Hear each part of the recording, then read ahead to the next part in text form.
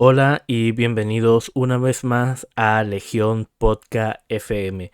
Le he tenido que agregar el FM por el canal radiofónico, o en honor al canal radiofónico, creo, esa es la palabra, no estoy seguro, debido a que me di cuenta de que en YouTube hay otro canal que se llama Legión Podcast. Entonces, para distinguirme de ellos, para separarme de ellos, para que se entienda de que no somos lo mismo, aunque ellos son un canal mucho más grande, evidentemente, yo tengo el sueño de poder serlo también. eh, Le he agregado el FM. De todos modos, es un canal que hace contenido en inglés, no creo que nunca haya problemas, pero por si acaso esto va a ser Legión Podcast FM. Antes de comenzar y comentarles cuáles son los tres temas que vamos a abordar en este podcast de hoy, primero quiero pedirles que si me pueden dar un like, que es súper gratis y que me ayuda un montón, pues estaría súper contento. También si se pueden suscribir, les doy gracias también a las personas que siempre están comentando y siempre están dando like, se los agradezco un montón. Y nada, creo que es hora de empezar este segundo capítulo ya de Legión Podcast. Antes de comenzar con los temas, que serán tres, que ya les digo yo que son el caso de la chilena desvivida en Viena. Tengo más o menos la cronología de qué fue lo que ocurrió ese día en Austria, si no me equivoco. Viena es una ciudad de Austria. Lo voy a buscar al tiro, yo creo que a lo mejor me estoy condoreando. Eh, También vamos a hablar del caso de Bot Lazar, un personaje muy mítico dentro de la ufología mundial, que para muchos es un charlatán y un mentiroso, pero que de pronto el tiempo le hizo justicia porque algunas de las cosas que él contaba terminaron siendo ciertas. Entonces, ahí es cuando uno se pregunta, bueno, sí dijo muchas mentiras, pero esto que dijo acá, que es un gran detalle, resultó siendo real. ¿Será posible que entonces todo el resto sea real?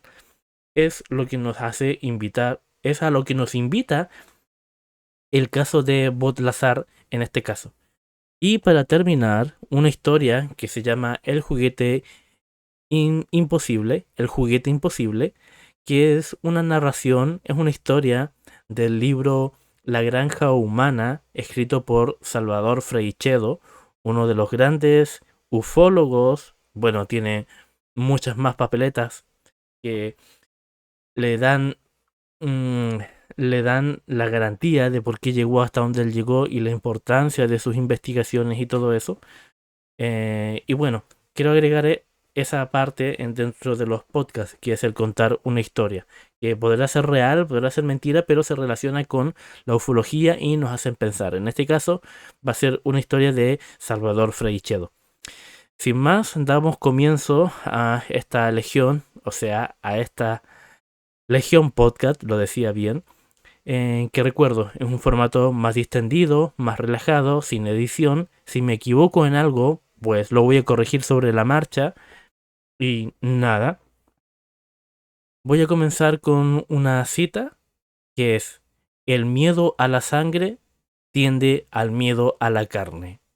Si alguien sabe de dónde saqué esa cita, que lo escriba abajo en los comentarios para ver si es que tenemos cultura de las cosas horripilantes y todo eso.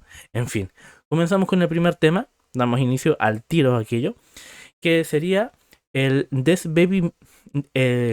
Bueno, sabe que tengo que hablar entre líneas. La desvivisión de la chilena en Austria. Pues este martes de la semana que recién pasa, a todo esto hoy día estamos a 16 de junio del 2024 y grabo esto a las 17:50. Pues el día martes, y me fijo aquí mismo, martes cuánto, que no lo tengo preparado. ¿Martes cuánto? ¡Ay, no me aparece! Ya, lo siento. Buscamos aquí que sería el martes 11 de junio en, en Viena, en Austria. Una chilena de 22 años fue atacada por un sujeto rumano con un hacha de mano, con el que además esta mujer chilena compartía piso, vivían en el mismo apartamento. Esto en el distrito de Florisdorf, y espero estarlo pronunciando bien, lo digo una vez más, Florisdorf, espero haberlo dicho bien. La cronología que yo he podido recopilar leyendo algunos medios de acá de Chile dice que durante el martes, como a eso de las 20:30 hora local, la policía de Viena se entera que se está llevando a cabo el ataque de un hombre hacia una mujer en un edificio determinado. Por lo tanto, obviamente se dirigen al lugar lo más rápido posible. Estos hombres, estos policías, se enteraron de esto porque recibieron las llamadas de quienes serían los amigos de la víctima, que en este caso era una mujer chilena que solamente ha sido identificada con el nombre de Carla S. Entonces, ¿qué es lo que pasó antes de todo esto? De que Carla S notó que su compañero de cuarto estaba pues comportándose de una forma un poco errática, parecía estar un poco borracho, un poco drogado y tenía un poco de miedo, así que hace una videollamada a sus compañeros de trabajo barra amigos y les comenta de que está preocupada porque esto está pasando. Ya en un segundo mensaje de texto esta vez, la chilena se comunica con sus dos compañeros de trabajo diciéndoles que justamente este hombre está vuelto loco y que la está atacando y quiere atacarla con un hacha. De esta forma, estos amigos se dirigen al apartamento de Carla S, en donde está llevándose a cabo el ataque, y mientras hacen eso, claro, no van solo, alertan a la policía que, como decía yo, a las 20:30 de esa noche se enteran de lo que está ocurriendo. Finalmente llegan al edificio, en donde supuestamente ocurrieron los hechos y no es necesario que suban hasta el cuarto o hasta el apartamento de Carla S, pues lo que ocurrió, lo que estaba ocurriendo era que se habían encontrado con un hombre sin camisa, a dorso descubierto, con un hacha en la mano, con una conducta extremadamente errática, porque según tengo entendido hay una grabación. Este es un podcast, no tiene sentido que coloque la grabación. Hay un video de una grabación que se ve al hombre con el dorso desnudo, con varios kilos de más, para entender más o menos la contextura del atacante barra la víctima, y que lleva esta hacha en la mano, está gritando cosas y en algún momento se arrodilla sobre el pavimento y empieza a darle golpes de hacha justamente al pavimento. O sea, estaba totalmente enajenado. Para ese entonces ya había cometido el crimen o el ataque, pero no se sabía qué tan grave había sido el ataque. Así que la policía lo intenta esposar, él se resiste, corre de ellos, se dirige a la patrulla de policía y comienza a golpear con el hacha justamente a la patrulla, al auto en el que se movían la policía. Cuento corto, se vieron atacados los policías, desenfundaron su arma, le dispararon, el hombre no muere, es ayudado con la asistencia médica para mantenerlo con vida, ya que los disparos fueron solamente para reducirlo, pero creo que sumado a varios problemas médicos que este hombre arrastraba, no pudo sobrevivir a los impactos, que no eran letales, pero aún así no sobrevivió, y termina falleciendo. Mientras todo eso ocurría, los amigos de la chilena, Carla S., sí que suben al apartamento de su compatriota, no, de su compañera, compatriota mía, sí, pero no de ellos. Suben entonces sus compañeros de trabajo al apartamento de Carla S. y se encuentran con el escenario horrible de que el cuerpo de Carla S. ya se encuentra desvivido, con evidentes golpes de hacha en la parte más sobresaliente y más alta del cuerpo humano. Estoy hablando así para no decir ciertas cosas aquí en YouTube. Y nada, esa es toda la información que se sabe. Se sabe que a través de cancillerías y consulados y embajadores se están haciendo gestiones y coordinaciones entre la policía de acá chilena y la de allá, así como también el contacto con los familiares que van a recibir seguramente toda la ayuda que requieran. Y no me lo estoy inventando yo, lo leí de la tercera. La ayuda que requieran o se les sea o que sea menester para ellos, para que obviamente puedan mm, poder darle sepultura a Carla acá en Chile o allá en Austria, según hayan sido los lazos y los contactos y la vida ya de cada una de estas personas involucradas. Lamentable, muy triste. Como punto final, agrego que en la prensa austríaca se decía que habían antecedentes de que este hombre tenía serios problemas psicológicos y mentales, no de enfermedad de retraso, yo creo que de depresión o ansiedad o algún otro tipo de trastorno, y que ya venía dando problemas y que era una bomba a punto de estallar, y lamentablemente estalló contra esta joven chilena que residía allá en Viena. Hay videos, hay fotografías de Lachan, hay el video del hombre que está arrodillado dándole golpes con el hacha al pavimento, y que los podría enseñar aquí, pero obviamente esto es un podcast, ya lo he dicho varias veces. Imagínate es tener la información. ¿Podría yo hacer una segunda versión? Estaba pensando yo de este podcast donde extraiga las cápsulas de todo esto y vaya yo colocando las imágenes de respaldo y todo eso, pero en esencia digo como que no, porque es como del podcast, lo del podcast que se queda aquí, ¿no? Esa es la idea. Pero creo que podría hacerlo con algunas cosas importantes como esto, por ejemplo, como el caso de esta chilena que fue desvivida ya en Viena. Podría tener su propio video porque es un tema de relevancia y de interés para la gente. Así como lo que pasó con las monjitas, que a todo esto, como era un tema de relevancia, tuvo muchas visitas y yo lo agradezco mucho. Es uno de los videos más vistos del canal. Continuamos con el siguiente tema entonces. La verdad es que no se me ocurre nada más que decir o agregar para este caso, este primer caso. Y pasemos al caso de Bot Lazar. Y como no hay sponsor ni nada, en la transición de un tema a otro es cuando se aprovecha de hacer la promoción o algo así, pero ya que estamos recién empezando en esto, pues es la cosa de esperar. Ojalá, ojalá. A mí me ilusiona mucho esto. Más que nada porque me gusta estar frente a una cámara desde hace mucho tiempo, la verdad. He tenido varias incursiones en lo que vendría siendo la creación de videos y todo eso. Y creo que esto es lo que en este momento a mí más me acomoda, más me llena, el estar aquí relajado hablando cositas. De repente entre medio de la semana igual grabo los videos de la hora del crimen, que esos llevan mayor edición. Algún tema paranormal igual llevan más edición. Por ejemplo, esta semana estoy trabajando y tengo que terminar de editar el video en donde en Zimbabue 62 niños tuvieron un encuentro con unas naves extraterrestres. Y es todo un caso, todo un tema, y ya tengo que terminar de editarlo. Seguramente ese video va a salir a mitad de la semana. Tengo un par de shorts también listos para empezar a editar. ¿Y qué más? Estoy preparando la próxima hora del crimen. No sé si hacerlo del psicópata del tambor o de un tema de un crimen que ocurrió en Japón y que ahora todos em, los victimarios, la gente que se involucró en este brutal crimen contra una chica, están libres ahora en Japón, cumplieron todas sus condenas, están todos libres. Y rayo un poco porque fue un crimen muy, muy atroz, muy, muy horrendo. Y claro, ya han pasado los años, creo que 30 años, y ya están todos fuera de prisión.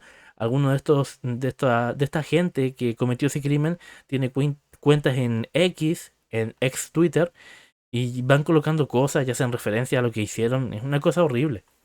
Pero bueno, vamos a seguir con el tema de Bot Lazar. Que en resumidas cuentas, Bot Lazar era un hombre que aseguraba haber trabajado para el Área 51 y tenía pruebas para demostrarlo, para demostrar que en efecto él había trabajado en el Área 51. Tenía antecedentes que podrían hacer que uno realmente le crea de que estuvo trabajando en el Área 51. Y también es probable que haya dicho muchas mentiras, pero con el tiempo algunas de estas mentiras terminaron siendo reales, de estas supuestas mentiras terminaron siendo verdades, lo que hace preguntarnos que si, si esto que en teoría era una mentira resultó siendo verdad, ¿será posible que todo lo demás también sea verdad? Y es que es tan poco probable que, por ejemplo, yo me ponga a inventar una historia de que trabajé para el gobierno, imagínense, y les digo que tenemos naves, que tengo el combustible, que tengo los extraterrestres, fotos de ellos, y se los voy enseñando, y todos me dicen, pero ya todo eso se puede falsear, todo eso es propenso a que sea una mentira, porque igual quién soy yo, ¿verdad? No soy nadie para decir que pude trabajar para el ejército en una rama ultra secreta. Es verdad, no soy nadie. Pero si con el tiempo resulta que todo eso es verdad, ¿qué tan grande es la probabilidad de que lo que yo me haya inventado para ganar plata y entrevistas y sacar rédito de eso, qué probabilidad de que todo lo que una persona se invente termine siendo real con el tiempo? Y es ahí, en el caso de Bot Lazar, es eso lo que nos hace a nosotros dudar y pensar si realmente fue una maraña de mentiras o fue todo real, o dijo algunas cosas que eran reales y las tuvo que esconder en grotescas mentiras para que no les pase nada, para que no le pase nada, porque se supone que en teoría uno de los motivos por lo cual él habló y dijo todos estos secretos era porque temía por su vida y de esa forma, diciendo todo lo que él había visto, el que le hicieran algo confirmaba que era real lo que le estaba contando. Entonces él logró construir un bastión para protegerse a sí mismo. Pero comencemos desde el inicio. ¿Quién era Bot Lazar? Bot Lazar, desde niño, era una persona, según sus padres, era una persona, un niño muy inquieto y con muchas capacidades intelectuales. Más arriba, más destacada que un niño de su edad. Primer dato importante de Bot Lazar y que es real. Bot Lazar se hizo famoso cuando era un joven, casi saliendo de la adolescencia, 19, 20 años.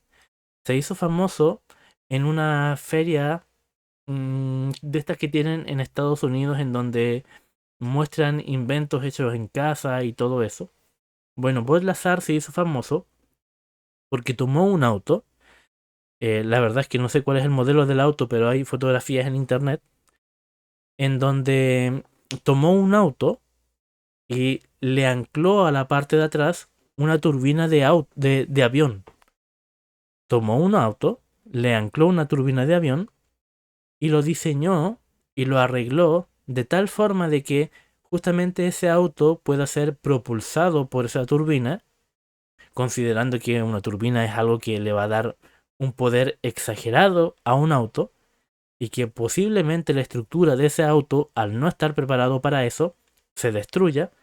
Pues Bot Lazar logró modificar el auto para poder integrar la turbina y que además esa turbina sí sea funcional y controlable por el piloto del auto. Y eso Bot Lazar lo hizo y no es ningún secreto porque están las fotografías de ese invento que él hizo aún siendo muy joven. ¿Un genio? Puede ser, puede ser. Siguiente punto. Bot Lazar hizo este invento porque él tenía como una obsesión, una fascinación por todo lo que tenía que ver con la propulsión de objetos. Por eso nos va a hacer entender muy bien por qué él tomó un auto y le colocó una turbina de avión y tratar de que todo eso más o menos ande para que él pueda conducir ese auto.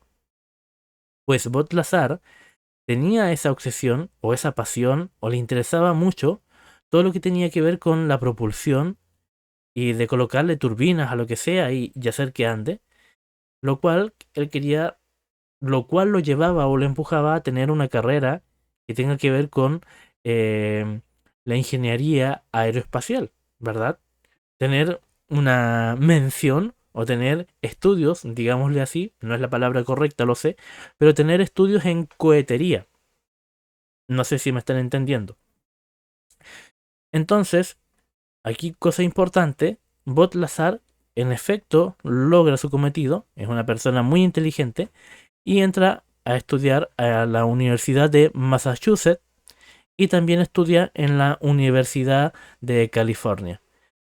tiene estudios en física pura, me imagino, y también tiene esta mención en lo que vendrían siendo mecánicas de propulsión. Entonces, esta persona consiguió hacerse de estos dos títulos y ya podían empezar a trabajar en fábricas de alguna cosa, incluso para la NASA. Ese era su sueño realmente. Y aquí ocurre algo que es el punto, ¿cómo decirlo? Hay una palabra, ya, no me acuerdo, pero es el punto de inflexión en la vida de Lázaro el día que él asiste a una conferencia que iba a estar dictada por las personas que trabajaron junto a Oppenheimer, el científico este de la bomba atómica. Gente que trabajó con él iban a dar una conferencia y Bot Lazar justamente va a esa conferencia, la escucha entusiasmado y logra finalmente conocer a las personas que estaban dando esta charla. Y esos hombres, esos científicos, se dan cuenta de que Bot Lazar es una persona muy inteligente y que tienen mucho potencial. Así que le toman sus datos, le piden su nombre, su número de teléfono, su dirección. Por si alguna vez lo es necesario, lo van a contactar. Él está ilusionado y al mismo tiempo piensa, bueno, a lo mejor esto se lo hacen a todos para que todos quedemos ilusionados y sigamos yendo a sus charlas y todo eso. Así que no creo que lo hayan tomado realmente en serio. Pero lo que pasó es que creo que como 2 años después, en efecto, lo llamaron. Lo llaman para decirle que hay un... A ver, que hay un cupo, pero es en un proyecto muy secreto del ejército de Estados Unidos y que necesitan a un genio o sea, que necesitan a un físico con las características que más o menos él tiene. El punto es de que él acepta a ojos cerrados, era su sueño, y un día lo pasan a buscar a su casa para que vaya a su nuevo trabajo. Voy a resumir un poco la historia. El punto es de que le entregan varias normas dentro de este trabajo. Entre una de ellas es que no puede hablar con ninguna persona de las que ahí trabaja con él.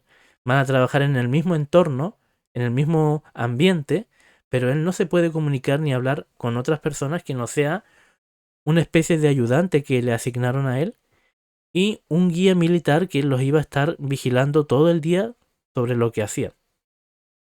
Les avisan también de que en alguna oportunidad van a trabajar en equipos de trabajo, que va a ser la excepción ese día en cuando sí se pueda comunicar con otras personas dentro del trabajo, pero que al mismo tiempo esos equipos de trabajo, cada uno va a tener una, una misión específica dentro del proyecto que aún no sabía de qué se trataba, y que entre esos grupos de trabajo tampoco iba a haber comunicación, o sea que cada quien a lo suyo. Les hacen firmar varios compromisos de silencio, le advierten de que si habla del trabajo fuera del trabajo, lo van a saber y lo van a despedir, y algo peor que despedirlo. Y así que fuera lo que fuera su trabajo nuevo, no lo iba a poder comentar ni con amigos, ni con sus familiares, ni en la intimidad más estrecha y honda de su casa y de su familia. No, iba a estar prohibido porque corría peligro él y su familia. Es así como se trabaja en proyectos del gobierno de tal alta complejidad y seguridad nacional. Así que, con el tiempo, cuando ya tienen la confianza de él, lo pasan al lugar en donde él realmente va a trabajar. Y lo que él cuenta en este caso es sacado de una película de ciencia ficción, que nadie se lo cree, que les dicen que los llevan al área 51, le abren un hangar y dentro de ese hangar, en vez de encontrarse con aviones, se encuentra con 9 naves extraterrestres, o lo que el hombre interpretaría o conoce como naves extraterrestres, ya saben, naves o cuerpos discoidales, lo que llamaríamos popularmente como platillos voladores, aunque también dice que había uno con forma de campana, había uno que era discoidal también, pero muy muy delgado. Y también dice que hay uno que tiene una forma esférica. En fin, al que a él le hacen trabajar, es uno de los clásicos, digámoslo así, un platillo discoidal con 3 niveles, que se entraba por la parte de abajo, subías un segundo nivel y había arriba un tercer nivel al cual él nunca accedió, porque su trabajo iba a estar concentrado en el segundo nivel. Y lo que le llamó la atención de esta nave en la que él iba a trabajar era que tenía una parte que estaba muy abollada y que nunca le explicaron por qué. Él no sabía si es que esa nave se había estrellado, no sabía si esa nave el ejército de Estados Unidos le había disparado y así la derribaron, o si la habían tratado de abrir y no habían podido hacerlo, sino que finalmente la abren por otro lado, pero quizás al inicio cuando la tenían no sabían cómo abrirla y dijeron ya, vamos a romper aquí, y no pudieron. Bueno, entre que conoce su nuevo lugar de trabajo, entre que no puede hablar con nadie, ni dentro ni fuera del trabajo, termina contando Botlazar que su misión era descifrar la forma en la que esta nave podía volar, tratando de identificar cuál era el combustible que la hace moverse, porque no se sabía ni su mecanismo de vuelo, ni el combustible o la energía que usaba. Y dice que él lo descubrió. Voy a revisar el año en que esto ocurrió. Permiso, permiso, permiso. Creo que no lo tengo apuntado. Ay, madre mía, si no lo tengo apuntado, qué irresponsable soy. Lo busco un ratito en internet. Pero mientras lo busco, le comento de que esto ocurrió en el año... No. Lo que Botlazar descubrió era que estas naves se movían con un elemento de la tabla periódica que el hombre aún desconocía, que se llamaba el elemento 115. Y que años más tarde el ser humano sí que logró descubrir ese elemento, y cuando se fabrica, porque no es un elemento que se encuentre en la naturaleza de forma normal, sino que se debe sintetizar, se dan cuenta de que es un material altamente inestable y que genera mucha energía y que tiene ese problema de que es inestable. Bueno, me voy a fijar, esto pasó en el año 1988 hasta 1989. Esos son los años en los que Botlazar trabajó. Disculpen que no haya tenido el dato a la mano y lo haya tenido que buscar. Bueno, entonces, Botlazar tenía que trabajar en este proyecto secreto, donde su misión era descubrir y descifrar cuál era el mecanismo de vuelo de esta nave extraterrestre y cuál era la energía o el combustible que hacían que esta nave se pudiera mover. ¿A qué conclusión llegó? Él lo descubre en el año 1988. Descubre que estas naves se mueven con el elemento 115, que además, en esos años, cuando él habla, dice que, me voy a volver a fijar, porque en el 88 y el 89 él trabaja en ese lugar. Y comienza a hablar cuando? Comienza a hablar cuando aparece en los años 90. En los años 90 él empieza a contar toda esta historia. Ya, perfecto. Ya, en el 89 comenzó a hablar. Ya, entonces, elemento 115 es el combustible de las naves extraterrestres. Del que él hablaba, era el elemento 115, que era un elemento que había que estabilizar mucho para poder ser utilizado como fuente de energía para estas naves extraterrestres. En el año lo contó 1989. Ahí lo contó. Entonces, ¿qué es lo que ocurre? Que nadie le va a creer esta historia, porque está hablando de algo que no se puede comprobar. El elemento 115, le preguntan, y cuál es su estructura, cuáles son sus propiedades, cómo es que da la energía a la nave. Y claro, estamos ante un charlatán, ¿verdad? Lo que pasa es que después, en el año 2003, se termina confirmando de que lo que decía Bot-Lazar, al menos del elemento 115, es real. En Rusia se logra sintetizar el elemento 115, el cual es bautizado como el moscovio, y resulta ser un elemento radioactivo extremadamente inestable y que da mucha energía. Es como el uranio, supongamos que es uranio, y que puedes tener aquí un poco de uranio y ese uranio está mm, haciendo sus reacciones químicas que yo no podría describir con exactitud porque no es la química ni la física mi fuerte, sino que la matemática pura y dura. Pero a diferencia del uranio, el moscovio es de una vida muy corta porque es tan inestable y libera tanta energía en tan poco tiempo que termina deshaciéndose. Creo que las primeras veces que se sintetiza el moscovio en Rusia dura apenas unos segundos y ya se disuelve. Y lo han logrado mantener por 60 segundos, un minuto, y ya también desaparece. Es un material, es un elemento muy efímero.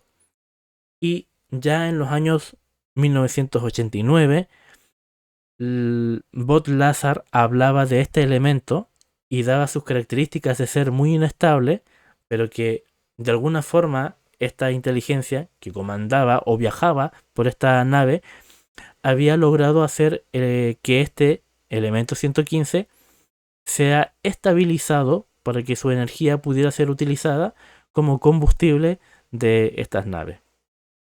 Ok, hasta ahí una prueba que el tiempo le dio la razón, pero tenía pruebas reales en ese momento, en los años 80 y 90, cuando Bot-Lazar comenzó a hablar sobre todo esto. Vamos a devolvernos un poco en la historia. ¿Qué es lo que pasa? De que Bot-Lazar comienza a darse cuenta de que está jugando en un muy alto nivel, en donde corre peligro porque sabe muchas cosas y se comienza a preguntar que por qué llegó él a trabajar ahí. ¿Quién estaba haciendo el trabajo antes que él? ¿A quién le había encomendado? ¿A quién le habían encomendado eh, descubrir o hacer esta ingeniería inversa antes que él? Y descubre de que la persona que venía antes de él había hecho importantes avances, pero como estos avances no se podían filtrar, pues habían acabado con su vida. Eso logra descubrir él, así que dice, el siguiente voy a ser yo. Aquí el que entra a trabajar, para que esto se mantenga en secreto, obviamente no sale con vida. Voy a salir yo en mis días libres, en donde estoy con mi familia y lo que sea, y voy a tener un accidente, me van a atropellar, me van a disparar, no lo sé, pero me van a hacer algo para que yo, como ya cumplí, como ya hice la parte que me pidieron, y como no puede salir, yo no lo puedo hablar, me van a hacer algo.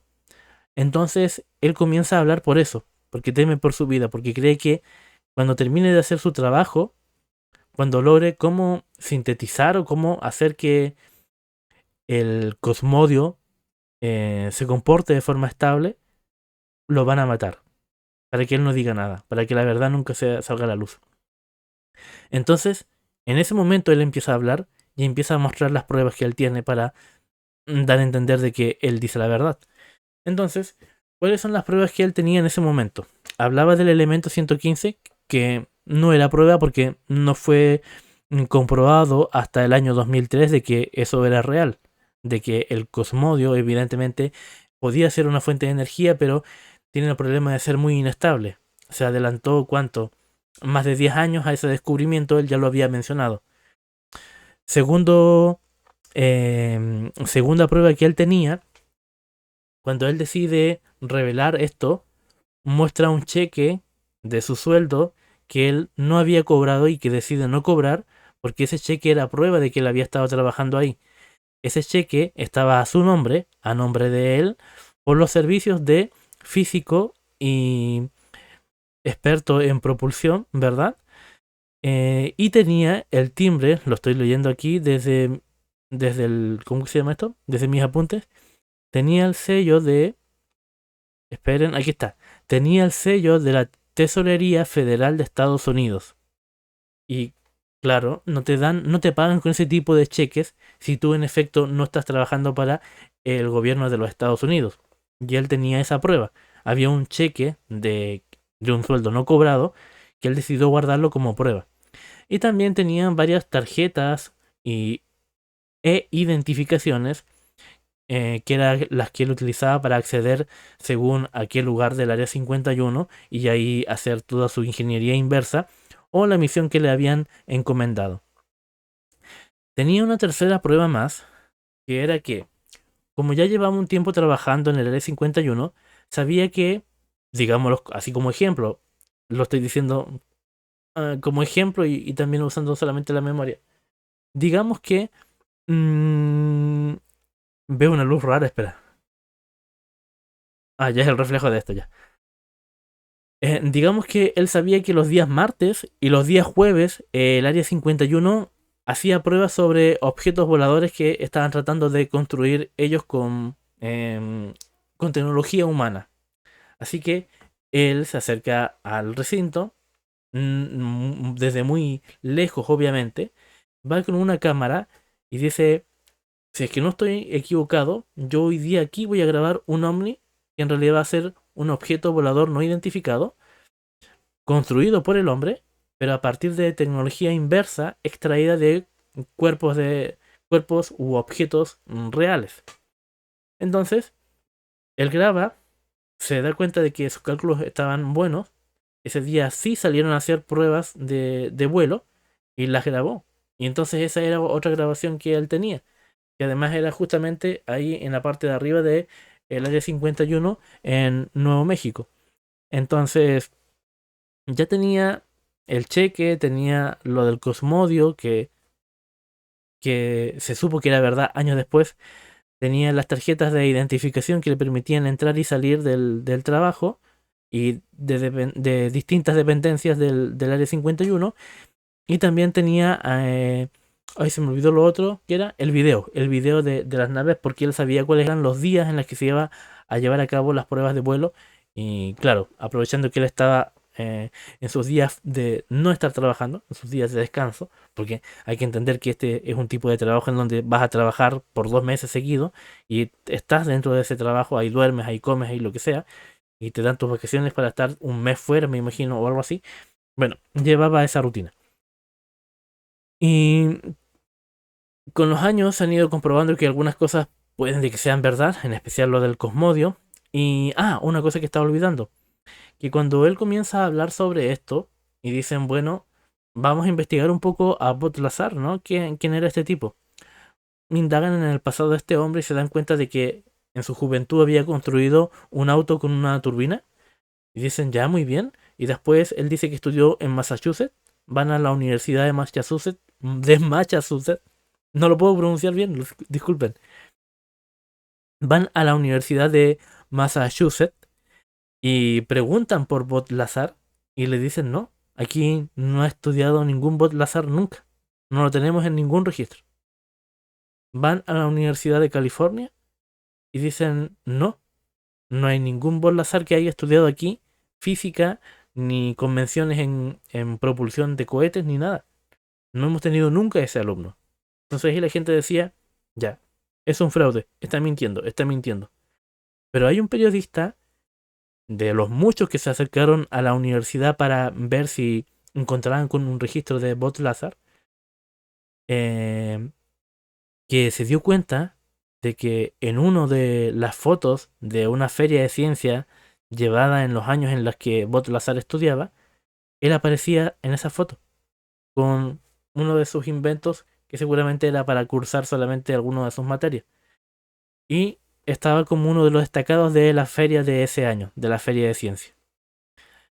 Entonces, la teoría es de que, claro, este hombre trabajó en un proyecto secreto del gobierno, lo intentaron callar y trataron también de borrar todo lo que había de él para que su relato no tuviera ningún tipo de valor. Entonces, ¿cómo desacreditarlo? ¿Qué mejor forma de desacreditarlo sino es borrando todos los registros de sus estudios en la universidad para que quien vaya a preguntar no se encuentre con ningún registro de Bob Lazar. Así que, por ende, este hombre es un charlatán que nunca ha estado en la universidad. Aún así, Bob Lazar dice que es evidente que se ha hecho una erradicación de todos sus archivos, de todas sus participaciones en la universidad, y nos quedamos simplemente con este periodista que dice haber encontrado una foto de Bob Lazar en una de las fotos de recuerdo de la Feria de Ciencia de un año en especial que en este momento no recuerdo ni apunté. Otra cosa rara de Bob Lazar. En este programa no me va a ocurrir porque YouTube, si bien nos cuarta mucho, sí que se pueden hablar de forma bastante distendida de algunos temas, sobre todo este tipo de temas que tienen que ver con la ufología y que en realidad, en estricto rigor, nada de esto es cierto, sino que es más que nada una creencia que tengo yo y que es como una convicción personal. Yo creo en la vida extraterrestre, creo que nos visitan desde hace muchos años, pero no lo creo solamente por creerlo, sino que lo creo en la evidencia que lo demuestra. Como lo hemos visto en otros casos, en otros programas, en donde, no sé, hay huellas físicas de que realmente ha ocurrido un fenómeno inexplicable. Bueno, pero no me quiero ir mucho, no quiero desviar mucho de la parte última de este tema de Bob Lazar, y es que en Internet, por eso decía yo, en este canal no va a ocurrir, pero en Internet, si una página le dedica un artículo a Bob Lazar, si una página le da espacio a la duda y teoriza de que a lo mejor Bob Lazar dice la verdad, es borrado de Internet. Cada vez cuesta más encontrar información de Bob Lazar en Internet. Y lo último que vimos de Bob Lazar fue un documental, muy buen documental hecho por Netflix, que Netflix pagó por hacer ese documental, es de ellos, es propiedad de ellos, y que curiosamente lo borraron. Ahora tú entras a Netflix y el documental no está, y es como si nunca hubiese estado. Y lo anunciaron con bombos y platillos, se le hizo mucha publicidad, porque Bob Lazar es toda una figura dentro del mundo ufológico. Teníamos ese documental muy bueno, hay gente que lo veía y se convencía de que Bob Lazar no mentía, otros siguen afirmando de que es una persona que solamente se ha dedicado a mentir, pero es raro que el documental de Bob Lazar haya sido borrado de Netflix sin ningún motivo. Yo estuve buscando por qué el documental de Bob Lazar no está en Netflix, o por qué lo sacaron, por qué lo borraron. A lo mejor porque era de otra productora y era solamente por un tiempo que iba a estar en Netflix. No, no hay explicación. Nadie sabe por qué Netflix borró el documental que le hizo a Bob Lazar, que era uno de los documentales que contaba esta historia de este hombre, pero de forma más completa. Y no, es un misterio, no sabemos por qué. Voy a tomar un poco de café. De té.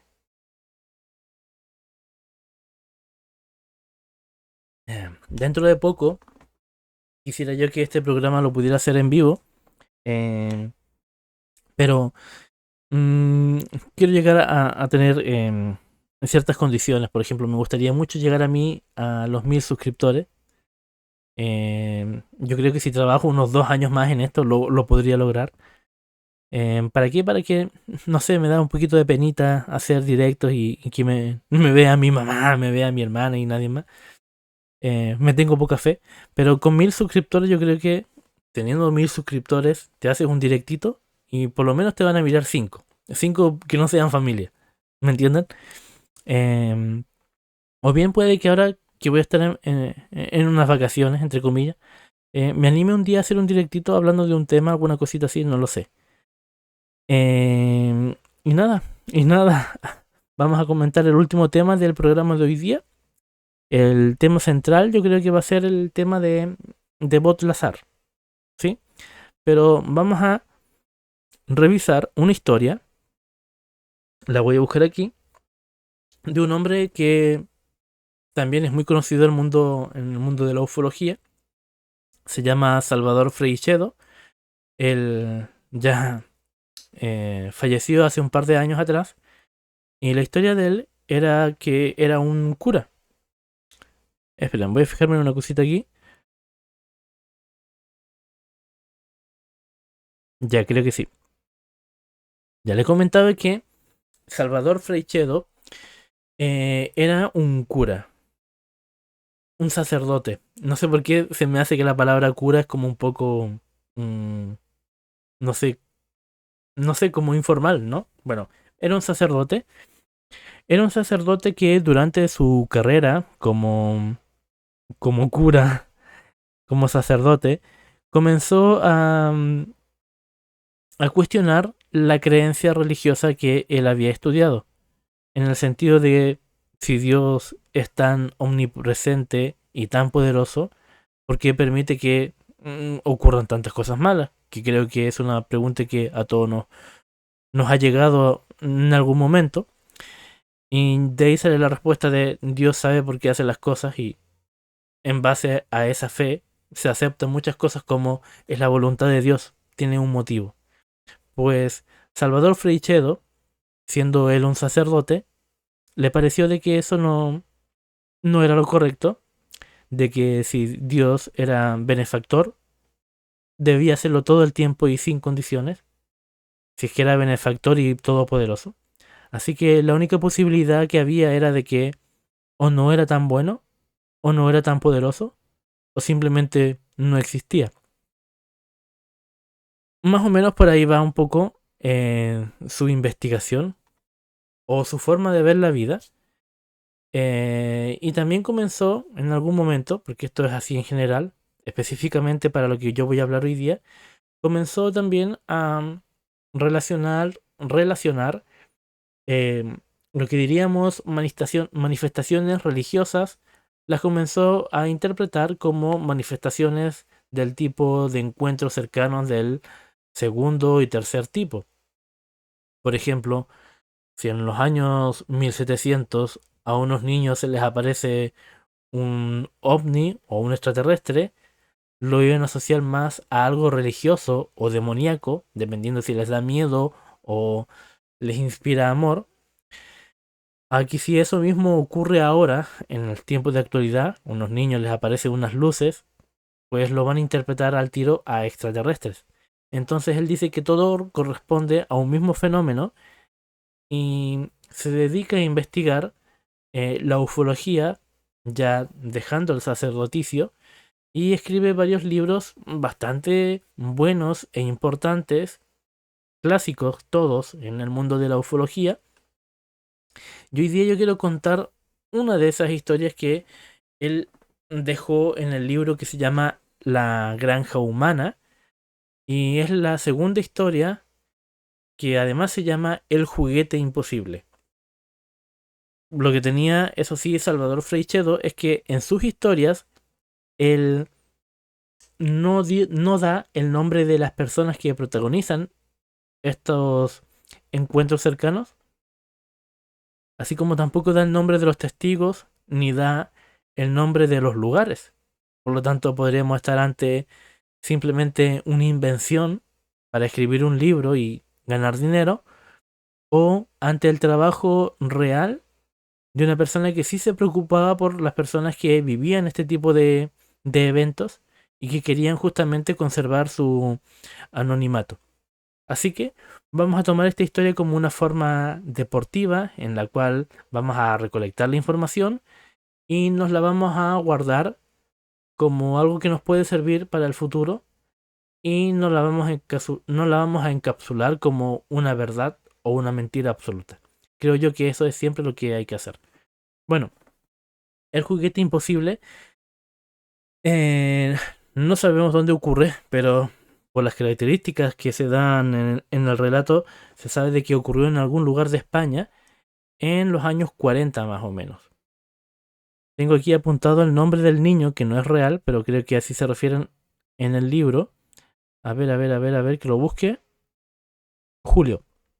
Ya vamos a decir que Julio es un niño de 7 años que vive no solo, pero pasa la mayor parte del tiempo solo en su casa del campo jugando, y cuenta para jugar un gran espacio de tierra porque vive en el campo.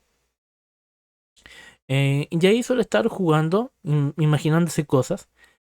Eso sí, no dejemos de lado el contexto de que fue en los años 40, así que este niño tenía ciertas características que un niño de ahora no tiene. Para empezar, no conocía mucho del mundo y por lo general veía cosas que no entendía y estaba tan acostumbrado a no entender cosas que no se asombraba de no entender nada. ¿A qué me refiero con todo esto? Ya van a ver. Un día este niño estaba jugando cuando de pronto vio que en el suelo empezaba a crecer una gran sombra negra.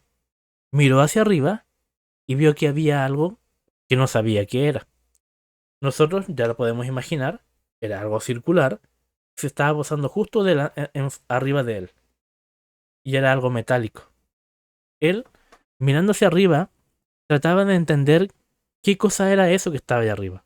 No sintió miedo porque no sabía qué era. Y tratando de observar y entender la forma de esto y a ver qué hacía, siente que de pronto hay una luz que baja y que más que levantarlo se ve teletransportado. Él no lo dice así, pero se ve como que apareció en otro lugar, que era una habitación grande, pero no tanto, y que en el suelo habían varias cosas que él seguía sin poder identificar, por lo tanto no sabía lo que eran. Pero de tanto no saber cosas, le parecía normal. Entonces, en esa habitación se abre una puerta y entra una niña. Una niña que tenía algunos rasgos un poco diferentes al de una niña normal, pero que tampoco le importó.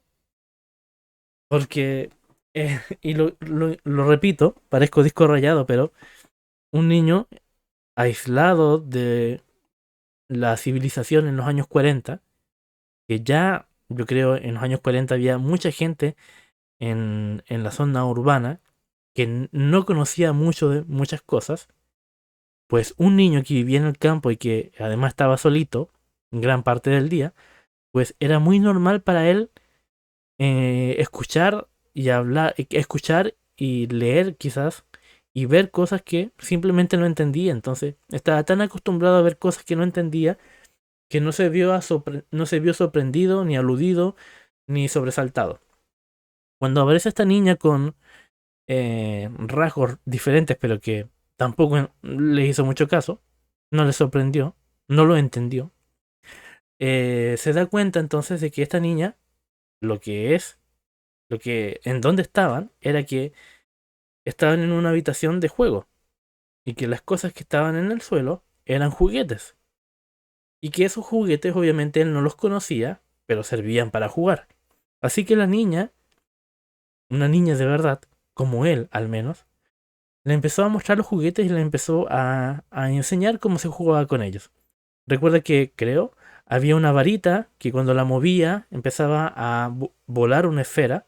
Entonces tú ibas dirigiendo con la varita a donde quería que vaya esa esfera. Y también había una caja cuadrada de unos 30 por 30, dice el libro, del cual esta niña la abría y podía hacer salir a un monito. Era como, digo monito refiriéndome a como una especie de caricatura. ¿Ya? Y la caricatura la sacaba y comenzaba a correr y todo eso. Podía sacar otra y podía sacar otra, pero después la niña los agarraba a todos y los metía dentro de la caja y parecía que dentro de esa caja no cabían todas esas criaturas, pero podía sacar cuantas ellas quería y después las volvía a meter dentro de la caja. En fin, siguieron jugando con el resto de los juguetes y pasó el tiempo y le dijeron ya, es hora de que nos despidamos. Entonces ahí él entiende de que a lo mejor esa niña quería jugar y lo vio a él que estaba abajo, así que lo hizo subir a su nave o a esa cosa que estaba en el cielo y que ahí pudieron jugar. Entonces se despiden y la niña se da cuenta de que este niño, Julio, quedó muy fascinado con la cajita de los monitos, de donde sacaban estas como caricaturas. Entonces la niña le dice que si se la quiere quedar, que si se la quiere llevar, y Julio, el niño, le dice que sí, que le encantaría, que estaría muy contento. Así que le dice, ya toma, aquí está la caja. Le dice como que la abre, que tiene que seguir sacando los monitos y que después los tiene que meter y ya está. Que no se olvide de meterlos todos solamente. Y se la entrega, se despiden, algo ocurre, Julio está de nuevo en su campo, en la parte de abajo, y está con la caja en las manos. Ya está feliz. Tiene un juguete al fin. Así que al otro día, cuando se junta con sus compañeros de escuela, les dice que tiene un juguete que no se lo van a poder creer con lo que puede hacer con ese juguete. Así que ve una oportunidad de lucrar, ve una oportunidad de negocio y les cobra 1 centavo a cada uno de sus amigos que quiera ir a ver el show que él les tenía preparado. Entonces, pam, pues, los niños pagan 1 centavo cada uno, ya que se juntan todos en la casa y dicen, ya, ¿pagaron todos? Sí, pagaron todos. Entonces le saca esta cajita, la abre y quiere sacar un monito y empieza a salir como un humo. Y ya, una cosa diferente, se asusta un poco el niño Julio, empieza a salir como un humo, pero de ese humo de todos modos se empieza a materializar esta caricatura. Y cuando los niños la ven, se aterran y algunos se ponen a llorar, algunos salen corriendo y van a acusar de esto a su mamá. Ya saben que los niños son muy acusetes. Y otros quedan mirando con fascinación, tratando, los más grandes, tratando de entender cuál era el truco. Pero este niño sigue sacando los monitos y los monitos empiezan a correr por toda la habitación, un poco extrañados porque a lo mejor si eran un juguete ya estaban acostumbrados a que fuera una niña la que lo sacaba y lo sacaba dentro de esa habitación. Ahora era una persona, un niño que ellos no conocían y que estaban en un lugar diferente, entonces también se asustaron. La cosa es de que el show llamó mucha la atención, a otros les espantó y se volvió a repetir el otro día. Y al otro día, pues Julio vuelve a sacar más monitos, más monitos, más monitos. Y ya segunda vez que le pasaba, segundo día consecutivo, que cuando el show terminaba, que le cobraba a sus niños, a sus amigos, cuando el show terminaba, trataba de agarrar los monitos y no los podía meter adentro. Los metía y cerraba la caja y abría y volvía a salir. Como que no se deshacían. Entonces, lo que él termina haciendo es que, como claro, no los puede meter de nuevo dentro de la caja, los echa hacia afuera, los saca de su casa, que se vayan, que se vayan, que se vayan. Y así va haciendo el show varias veces. Y él dice que llegó a sacar hasta 100 monitos de la caja. Logra sacar a más o menos unos 100, un poco más, un poco menos, pero fueron muchos monitos que nunca pudo hacer regresar a la caja. Nunca, nunca, nunca, nunca, nunca.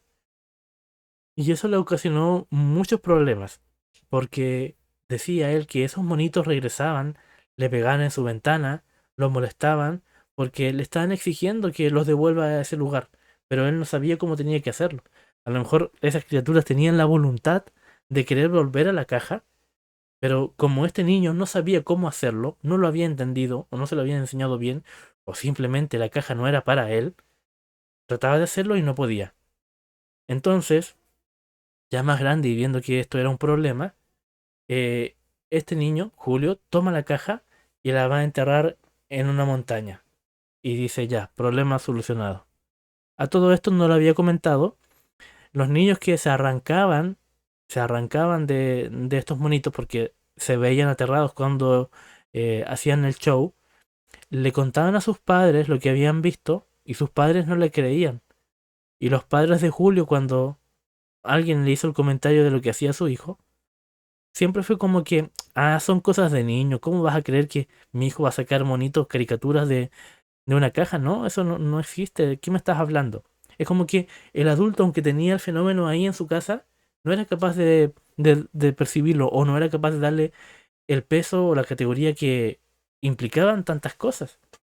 En fin, el protagonista Julio dice de que va a enterrar a la montaña esta, esta caja y regresa a su casa y con el tiempo empieza a oír de que en esa montaña empiezan a pasar cosas, que la gente tiene miedo, que hay personas que desaparecen, que hay gente que es golpeada y nadie sabe por qué, les roban, entonces él empieza a decir son los monos que están ahí tratando de entrar a su caja y no pueden, así que han tratado de hacer vida ahí y se siente culpable por todo eso.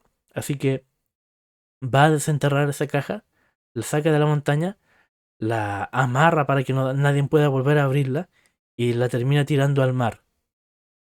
La historia no termina ahí porque Salvador Freixedo, cuando entrevista a esta persona, le pregunta que cómo se siente, porque ya es un hombre adulto, un hombre mayor cuando él cuenta esta historia. Le pregunta que cómo se siente, cómo ha sido su vida, sintiéndose responsable de haber dejado criaturas que no pertenecían a este mundo en una montaña y quizás luego en el mar.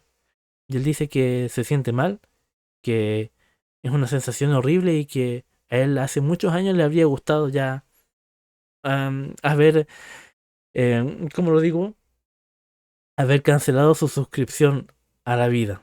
¿Me entienden? Él estaba deshecho por lo que le había tocado vivir. Y enrabiado porque esa niña que le entregó la caja, se la entregó pero de una forma muy negligente y había producido mucho mal. Salvador Freixedo le pregunta si es que, porque ya eran personas todas adultas los que vieron eso, le pregunta si es que hay alguna persona que haya conocido en esos años de infancia y que todavía esté vivo para preguntarle si es que se acuerda de esto. Y claro, Julio le nombra a una persona que le dice que ya no son amigos justamente por lo que pasó cuando era niño, con esta caja y estos monitos. Y le da el nombre, la ubicación de cómo ir a buscarlo. Y Salvador Freixedo, el escritor de este libro, investigador también, va a la casa de este hombre y lo recibe, lo encuentra. Y le dice, vengo por si tú conoces a Julio. Y esa persona lo primero que le dice es, ah, el de la caja de los monos. Entonces, como que confirma que la historia es real. Claro, Salvador Freixedo siempre mantuvo en secreto el nombre de las personas que participaron de todas sus historias en sus libros. No mantenía oculto, los cambiaba las ubicaciones. Pero él dice, o narra en ese libro, que cuando se encontró con este niño que había sido testigo de la caja y los monitos, cuando era niño, supo identificar al tiro que Julio era el niño de la caja de los monos. Y no quiere hablar mucho más del tema. Salvador Freixedo le pide que si puede hacer una descripción de esto, de esas criaturas, y él les dice que eran como gárgolas. Eran como gárgolas chiquititas que tenían los brazos muy largos y las orejas muy puntiagudas y con un cuello muy muy cortito. Eso es lo que le dice y ya el libro y la historia no entrega más antecedentes sobre demás cosas que hayan ocurrido, pero me parece que es una historia interesante porque marca cosas atípicas en el fenómeno extraterrestre o paranormal.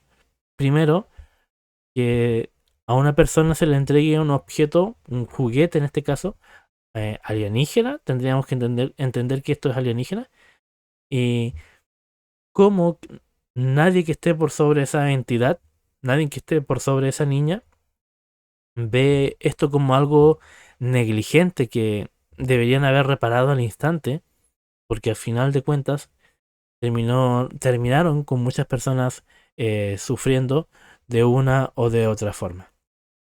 En fin, gente, estos eran los 3 temas que traía yo para esta edición de Legión Podcast. Espero que lo hayan disfrutado.